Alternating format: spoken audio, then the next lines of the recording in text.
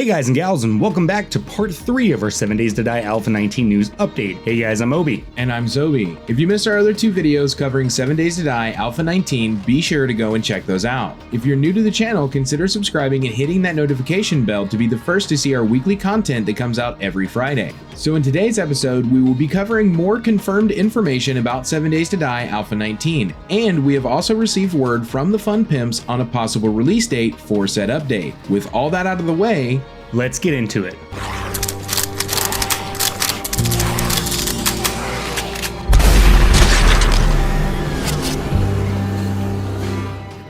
So in our last 2 videos, we covered everything from the weapons update, perk tree reductions, the addition of candy, and the update to the trader system. So let's start off with some new additions. So along with the 7 new refurbished ranger stations, we can expect to see hardware stores reimagined, as well as some other points of interest getting some changes as well. We've also received word that the entire survival system will be getting some changes, and here they are. Hunger and thirst bars will be returning to the player's screen, eliminating the need to refer back to the character screen. New zombie versus player critical systems give the character specific injuries/debuffs, such as lacerations, arm sprains, and breaks. We are interested to see how these will be implemented and how often this will happen. Hopefully they will lower the chance of this happening, as we think the bleed out system that is in place currently happens way too often, especially in early gameplay. We do also realize that there needs to be a good balance to keep early gameplay from being too relaxed. Injuries will cause a lowering of max health and stamina until they are remedied, and multiple injury debuffs will stack. Vomiting will be removed entirely, and bad food will affect health and have a chance for dysentery. Basic food will heal your character a little and will add fullness. Advanced recipes, however, give max stamina bonuses and greatly increase health and fullness. Zombies will now look directly at your character, and traders have been giving head tracking as well. Let's move on to some more of the visual changes coming with 7 Days to Die Alpha 19. Along with overall changes to POIs, we can expect to see new visuals added inside the POIs as well. The Fun Pimps are adding new cold storage into grocery stores, and you can definitely see how rotten this food really is. The glass is broken, allowing the elements and dust into these new freezers. Mannequins will also be making their way into clothing stores, adding more depth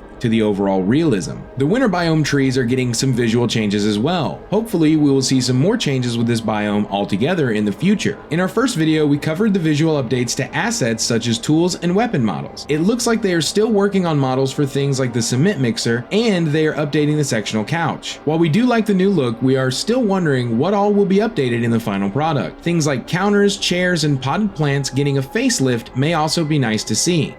Let's move on to zombies. Just like we've mentioned before, we've already covered some of the new zombie textures you can expect to see, and we have some more to cover now. So we've already looked over Arlene, Marlene, and the infected survivor, but here are some new concept art for Steve, Darlene, and the Big Mama. While we don't think Steve sticks out too much compared to some of the other zombies we've already covered, here's the first look at the new concept art for his character. In this picture, Steve looks to be a relatively new member to the zombie family. Little decay is shown, and his clothing looks relatively clean, minus the bloodstains. However, I would like to point out the tearing on his left shoe, allowing a few of his toes to hang free. Moving on to Darlene. She appears to have been in quite a struggle before turning. Her clothing is riddled with holes, and she even has a ripped pant leg and is missing a shoe entirely. Similar to Marlene, who only has an eye being held on by an optical nerve, Darlene is going to have some eyesight problems as well, as she is missing an eye altogether. Big Mama's model looks to have been inspired from the larger woman who turned in Dawn of the Dead. Moving back to Steve, however, here is his fully rendered model, and this is what he will look like in-game. Along with Steve being in this shot, if you turn your attention behind Steve, you will get your first look at a new version of the Crack-A-Book store.